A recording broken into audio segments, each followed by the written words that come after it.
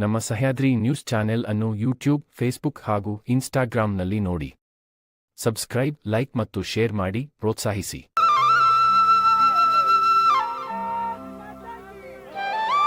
ಮಾತಾ key ಜೈ ಶ್ರೀರಾಮ್. ಅಯೋಧ್ಯೆಯಲ್ಲಿ ರಾಮ ಮಂದಿರ ಕಟ್ಟಾಯ್ತು. Next Kashi ವಿಶ್ವನಾಥನ ದೇವಸ್ಥಾನ ಕಟ್ಟೇವೆ. ಹರ ಹರ ಹರ ಹರ. ಇದೆಲ್ಲ ಯಾಕೆ ನಿಮ್ಮ ಹತ್ರ ಹೇಳಿಸ್ತಾ ಇದ್ದೀನಿ ಅಂದ್ರೆ, ನಾಳೆದ ನಾಡ್ದು ಯುಗಾದಿ ಹಬ್ಬ. ನಾವೆಲ್ಲರೂ ಕೂಡ ಹಿಂದೂಗಳು ಯುಗಾದಿ ಹಬ್ಬದ ದಿನ ನಾವು ಪೂಜೆ ಮಾಡ್ತೇವೆ. ಪೂಜೆ ಮಾಡಂತ ಸಂದರ್ಭದಲ್ಲಿ ತುಂಬಾ ನೊಂದು ಹೇಳ್ತಾ ಇದ್ದೇನೆ, ದೇವರಿಗೆ ಹೂ ಹಾಕಂತ ಸಂದರ್ಭದಲ್ಲಿ ಈಶ್ವರಪ್ಪನವ್ರಿಗೆ ಅನ್ಯಾಯ ಆಗಿದೆ, ನ್ಯಾಯ ಕೊಡಪ್ಪ ಅಂತೇಳಿ ದೇವರಿಗೆ ಕೇಳಿಕೊಂಡು ನೀವು ಹೂ ಹಾಕ್ಬೇಕು. ನಾನು ಯಾವುದೇ ಚುನಾವಣೆ 5 ಬಾರಿ MLA ನೀವು ನಂಗೆ ಮಾಡಿದಿರಿ. 5 ಬಾರಿ ಚುನಾವಣೆಯಲ್ಲೂ ಕೂಡ ಬೂತ್ ಮಟ್ಟದಿಂದ ಕಾರ್ಯಕರ್ತರು ಇಷ್ಟು ದೊಡ್ಡ ಸಂಖ್ಯೆಯಲ್ಲಿ ಯಾವಾಗಾರು ಸೇರಿದ್ರಾ? ಈ ಬಾರಿ ಇಡೀ ಲೋಕಸಭಾ ಕ್ಷೇತ್ರದಲ್ಲಿ ಎಲ್ಲೋದ್ರೂ ಕೂಡ ಅಭೂತಪೂರ್ವ ಸ್ವಾಗತ.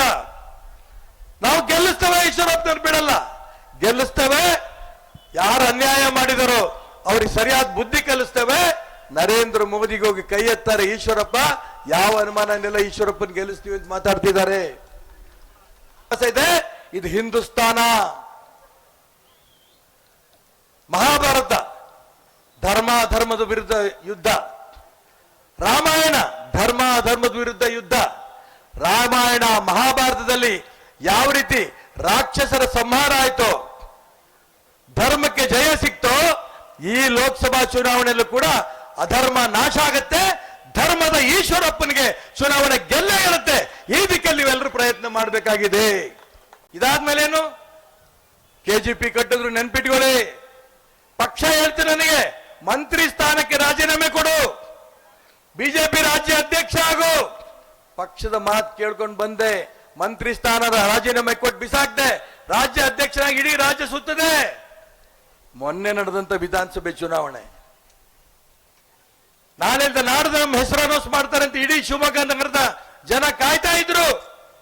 ಅನೇಕರು ಹೇಳ್ರು, ಅಣ್ಣ ಟಿವಿನಲ್ಲಿ ಅನೌನ್ಸ್ ಆಯ್ತು, ಇವತ್ತು ನಿಮ್ಮ ಹೆಸರು ಬಂದಿಲ್ಲ. ಅಣ್ಣ ಇವಾಗ ಅನೌನ್ಸ್ ಅದು ಬೇರೆ ಲಿಸ್ಟ್ ಬಂತು, ನಿಮ್ಮ ಹೆಸರು ಬಂದಿಲ್ಲ. ತಡಿರಪ್ಪ, ಬರುತ್ತೆ ಅಂತ ಹೇಳ್ತಾ ಬಂದೆ. ಕೊನೆಗೆ 2 ದಿನ ಮುಂಚೆ ಫೋನ್ ಬಂದು ದಿಲ್ಲಿಯಿಂದ, ನೀವು ಅಸೆಂಬ್ಲಿ ಚುನಾವಣೆಗೆ ನಿಲ್ಬಾರ್ದು, ಚುನಾವಣೆ ರಾಜಕೀಯದಿಂದ ನಿವೃತ್ತಿ ಆಗಬೇಕು.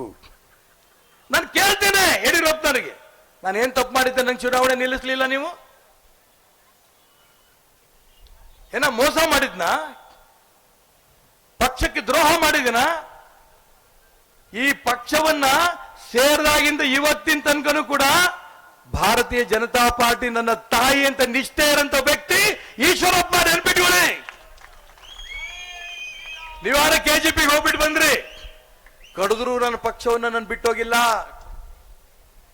ಈಗ ಯಾಕೆ ಸ್ಪರ್ಧೆ ನಾನು ಮಾಡ್ತಿದ್ದೀನಿ ಅಂದ್ರೆ, ಈ ಆಗಿರಂತ ಎಲ್ಲ ಅನ್ಯಾಯಗಳನ್ನ ರಾಜ್ಯದ ಜನ ಅರ್ಥ ಮಾಡ್ಕೋಬೇಕು, ಚರ್ಚೆ ಮಾಡಬೇಕು. ಭಾರತೀಯ ಜನತಾ ಪಾರ್ಟಿಯಲ್ಲಿ ಅನ್ಯಾಯ ಆಗ್ತಿರೋದು, ಏನೇನು ಅನ್ಯಾಯ ಆಗ್ತಿದೆ ಚರ್ಚೆ ಆಗಲಿ. MP ಚುನಾವಣೆ ಬಹಳ ವಿಶೇಷ ಅಲ್ಲ. ಈ MP ನಿಂತು ಗೆದ್ದೇ ಗೆಲ್ತೀನಿ ಅಂತ ವಿಶ್ವಾಸ ನನಗಿದೆ. ಆದರೆ ಚುನಾವಣೆ ನಿಂತ ಸಂದರ್ಭದಲ್ಲಿ ಇಡೀ ಕರ್ನಾಟಕ ರಾಜ್ಯದಲ್ಲಿ ಚರ್ಚೆ ಆಗ್ತಾ ಇದೆ.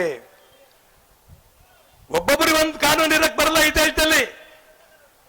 ಭಾರತೀಯ ಜನತಾ ಪಾರ್ಟಿ ಒಂದೇ ಕಾನೂನು ಬರ್ತರಬೇಕು ಅಂತ ಮೋದಿ ಅವ್ರ ಪ್ರಯತ್ನ. ಅದಕ್ಕೆ ನಾನು ಬೆಂಬಲ. ಒಂದು ಕುಟುಂಬಕ್ಕೆ 1 ಸೀಟು ಅಂತಂದಾಗ, ನನಗೆ ಸೀಟು MLA ಇಲ್ಲ ಅಂದಾಗ ನನ್ನ ಮಗನಿಗೆ ಹಾವೇರಿ ನಿಲ್ಬೇಕು ಅಂತ ಹೋದಾಗ ಯಡಿಯೂರಪ್ಪನವ್ರ ಮಗ, ನಾನು ನನ್ನ ಮಗ ಇಬ್ಬರು ಹೋದ್ರು. ಏನ್ ಹೇಳಿದ್ರು? ಈಶ್ವರಪ್ಪ, ನೀವು ಕೇಳ್ತೀರಿ, ನ್ಯಾಯ ಇದೆ. ಕಾಂತೇಶನ್ಗೆ ಹಾವೇರಿ ಟಿಕೆಟ್ ಕೊಡಿಸ್ತೇನೆ, ಓಡಾಡಿ ಗೆಲ್ಲಿಸ್ತೇನೆ. ನಾನೀಗ ದೇವ್ರ ಮೇಲೆ ಪ್ರಮಾಣ ಮಾಡಿದ್ನಲ್ಲ, ಶನಿದೇವರ ದೇವಸ್ಥಾನದ, ಗಣಪತಿ ದೇವಸ್ಥಾನದ ಯಡಿಯೂರಪ್ಪನವ್ರು ಹೇಳಿ, ನಾನು ಹಂಗೆ ಹೇಳಿಲ್ಲ ಅಂತ ಹೇಳಿ.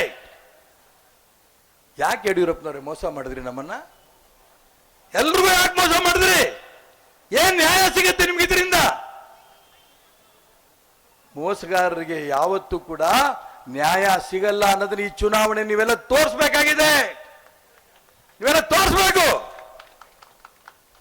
ಅದಕ್ಕೋಸ್ಕರ ನಾನು ಹೆಚ್ಚಿಗೆ ಮಾತಾಡಕ್ಕೆ ಇಷ್ಟಪಡಲ್ಲ. ರೆಡಿಯಾಗಿ ಬಿಸಿಲಲ್ಲಿ ಹಿಂಗ್ ಮುಂದೆ ಕೂತಿರ್ಬೇಕಾರೆ, ನಾನು ಮಾತಾಡ್ತಿರ್ಬೇಕಾದ್ರೆ ಒಬ್ರು ಎದ್ದೋಗ್ತಿಲ್ಲ, ನೀವು ಎದ್ದೋಗ್ತೀರೇನೋ ಅಂತ ನಾನು ಕಾಯ್ತಾ ಇದ್ದೆ.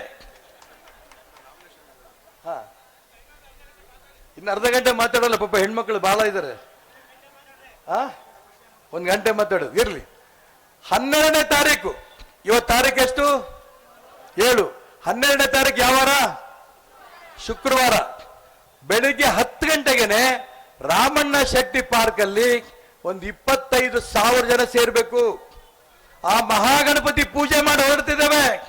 ಆ ಗಣಪತಿ ನಮ್ಮೆಲ್ರಿಗೂ ಆಶೀರ್ವಾದ ಮಾಡ್ತಾನೆ. ಧರ್ಮ ಉಳಿಲಿ ಅಂತ ಗಣಪತಿ ಆಶೀರ್ವಾದ ಮಾಡ್ತಾನೆ. ಈಶ್ವರಪ್ಪ ಗೆದ್ದು ಬರ್ಲಿ ಅಂತ ಗಣಪತಿ ಆಶೀರ್ವಾದ ಮಾಡೇ ಮಾಡ್ತಾನೆ. ಬನ್ನಿ ಮೆರವಣಿಗೆನಲ್ಲಿ ಹೋಗೋಣ. ಬಹಳ ದೂರ ನಡೆಸಲ್ಲ, ಹೆಣ್ಮಕ್ಳು ಬಿಸಿಲು ಗೊತ್ತು ನನಗೆ. ಅದಕ್ಕೋಸ್ಕರ ಸಣ್ಣ ಮೆರವಣಿಗೆ ಗಣಪತಿ ದೇವಸ್ಥಾನದಿಂದ ಶಿವಪ್ನ ಸರ್ಕಲ್ ಬಂದು ನೆಹರು ರೋಡಲ್ಲಿ ಗೋಪಿ ಸರ್ಕಲ್ ಅಲ್ಲಿ ಸಭೆ ಮುಗಿಯುತ್ತೆ. ಬರ್ತೀರಾ? ಮತ್ತೆ ಹೇಳ್ತೀನಿ, ಒಬ್ಬರೇ ಬರಂಗಿಲ್ಲ. ನಿಮ್ಮ ಸುತ್ತಮುತ್ತಲು ಹೆಣ್ಮಕ್ಳು ಗಂಡು ಮಕ್ಕಳು ಯಾರ್ಯಾರಿದ್ದಾರೆ, ಸ್ಲಮ್ ಅಲ್ಲಿ ಇರ್ಬೋದು, ಎಲ್ಲರನ್ನೂ ಕರ್ಕೊಂಡ್ ಬರ್ಬೇಕು. ಇಡೀ ಜಿಲ್ಲೆಯಿಂದ ಎಲ್ಲಾ ಕಡೆಯಿಂದ ಕಾರ್ಯಕರ್ತರು ಬರ್ತಿದ್ದಾರೆ. ಆ ಸಂದರ್ಭಕ್ಕೆ ನಾನು ಹೇಳಿದ್ನಲ್ಲ, ಒಂದು 20-25,000 ನೀವು ಹಿಂಗ್ ಸೇರ್ತೀರಿ ಅಂತ ಇವ್ರಿಗೂ ಗೊತ್ತಿರಲಿಲ್ಲ. ಹಂಗಾಗಿ ಸಣ್ಣ ಶಾಮಿಯಾನ ಮಾಡಿದ್ರು. ಗಾಂಧಿ ಬಜಾರು ನೆಹರು ರಸ್ತೆ ರೋಡೇ ಆಗಲ್ಲ, ಬಿಲ್ಡಿಂಗ್ ಒಡೆದೋಗ್ಬೇಕು, ಅಷ್ಟು ದೊಡ್ಡ ಸಂಖ್ಯೆಯಲ್ಲಿ ಮೆರವಣಿಗೆ ಬರಬೇಕು. ಗೋಪಿ ಸರ್ಕಲ್ ಅಲ್ಲಿ ಒಂದು ಸಣ್ಣ ಸಭೆ, ಆ ಸಭೆ ಮುಗಿಸ್ಕೊಂಡು ನೀವೆಲ್ಲ ಮನೆಗೆ ಹೋಗ್ಬೋದು. ಬಹಳ ಉದ್ದ ಇಲ್ಲ. 12ನೇ ತಾರೀಕು ಬೆಳಿಗ್ಗೆ 10 ಗಂಟೆಗೆ ಬರ್ತೀರಾ? ನಾವು ಖಂಡಿತ ಬರ್ತೇವೆ. ಬರ್ಬೇಕಾದ್ರೆ ನಾವು ಒಬ್ಬರೇ ಬರಲ್ಲ, ಕೆಲವ್ರು ಕರ್ಕೊಂಡ್ ಬರ್ತೇವೆ ಅನ್ನೋರೆಲ್ಲ ಕೈ ಎತ್ತಿ. ಕರ್ಕೊಂಡ್ ಬರ್ತೀರಾ? ರೈಟ್. ಅದಕ್ಕೋಸ್ಕರ 12ನೇ ತಾರೀಕು ನಾಮಿನೇಷನ್. 12ನೇ ತಾರೀಕು ಮುಗಿದ ನಂತರ 19ನೇ ತಾರೀಕು ತನಕ ಮನೆಗೆ ಹೋಗ್ಬೇಕು. 19ನೇ ತಾರೀಕು ಏನು ನಮ್ಮ ಗುರುತು ಅನ್ನೋದನ್ನ ನಿಮಗೆ ಪಾಂಪ್ಲೆಟ್ ಸಮೇತ ನಿಮಗೆ ಕೊಡುತ್ತೆ. ಚಿಹ್ನೆ ಏನು ಅಂತ ಒಂದು 25 ಚಿಹ್ನೆ ಕೊಟ್ಟಿದ್ದಾರೆ. ಅದ್ರಲ್ಲಿ ಯಾವ್ದಾದ್ರು ಒಂದು ಆರಿಸ್ಕೋಬೇಕು. ಆರಿಸ್ಕೊಂಡು ಆ ಚಿಹ್ನೆ ಸಮೇತ ಪ್ರಿಂಟ್ ಕೊಡ್ತೇವೆ. ಪ್ರತಿ ಮನೆಗೂ ಹೋಗ್ಬೇಕು. ಗಂಡು ಮಕ್ಕಳು ಹೊರಡ್ಬೇಕು, ಗಂಡು ಮಕ್ಕಳ ಜೊತೆ ಹೆಣ್ಣು ಮಕ್ಕಳು ಹೊರಡ್ಬೇಕು.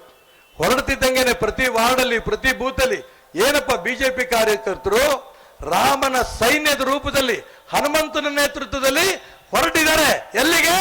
ರಾವಣನ ಸಂಹಾರಕ್ಕೆ. ಪ್ರತಿ ಬೂತಲ್ಲಿ ಪ್ರತಿ ವಾರ್ಡಲ್ಲಿ ಪ್ರತಿ ನಗರದಲ್ಲಿ ದೊಡ್ಡ ಸಂಖ್ಯೆಯಲ್ಲಿ ಹೊರಟು ಭಾರತೀಯ ಜನತಾ ಪಾರ್ಟಿಯ ಯಡಿಯೂರಪ್ಪನ ಮಗನ್ನ ಸೋಲ್ಸೋದಕ್ಕೆ, ಈಶ್ವರಪ್ಪನ ಗೆಲ್ಲಿಸೋದಕ್ಕೆ ಇಡೀ ಶಿವಮೊಗ್ಗ ಜಿಲ್ಲೆಯ ಎಲ್ಲ ಜನ ತಯಾರಿದ್ದಾರೆ. ಅದಕ್ಕೆ ಸ್ಯಾಂಪಲ್ಲು 12ನೇ ತಾರೀಕಿನ ನಾಮಿನೇಷನ್. ಅದಾದ ನಂತರ ಪ್ರತಿ ಬೂತಲ್ಲೂ ಕೂಡ ದೊಡ್ಡ ಸಂಖ್ಯೆಯಲ್ಲಿ ನೀವೆಲ್ಲ ಹೊರಡಬೇಕು ಅಂತ ಮಾತ್ರ ಹೇಳ್ತಾ, ಇಷ್ಟು ಬಿಸಿಲಲ್ಲೂ ಕೂಡ ಇಷ್ಟು ದೊಡ್ಡ ಸಂಖ್ಯೆಯಲ್ಲಿ ಸೇರಿದಿರಿ. ನಾನು ನಿಮ್ಗೆ ಹೆಂಗೆ ಕೃತಜ್ಞತೆ ಹೇಳ್ಬೇಕು ಗೊತ್ತಿಲ್ಲ, ಆದರೂ ಕೂಡ ಹೇಳ್ತೇನೆ, ಪ್ರಯತ್ನವನ್ನು 1 ತಿಂಗಳು ಬಿಸಿಲಲ್ಲಿ ದಯವಿಟ್ಟು ಮಾಡಿ. ವಿಧಿ ಇಲ್ಲ, ಧರ್ಮ ಉಳಿಸ್ಬೇಕಾಗತ್ತೆ.